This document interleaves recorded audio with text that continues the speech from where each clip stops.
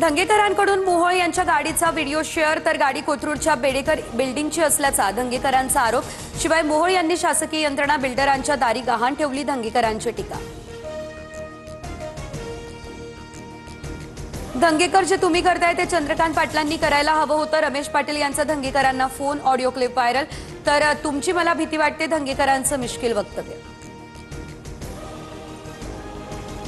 दंगेकरांना पक्षातून काढा असं म्हणत असतील तर शिंदेंवर टीका करणाऱ्या गणेश नाईक यांचं काय करायचं, उदय सामंत यांचा सवाल।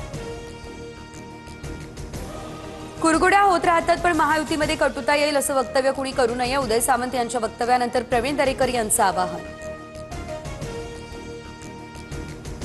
सांगलीमध्ये जयंत पाटील यांच्या कारखान्याचं नाव रात्री अज्ञातानं बदललं। राजाराम बापू कारखान्याचं नाव बदलून राजे विजय डफळे असं लिहिलं।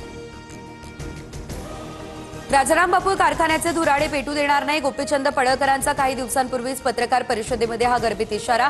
आता राजाराम बापू कारखान्याचं नाव बदलल्यानं चर्चांना उधाण। भंडाऱ्यातील सर्वांचा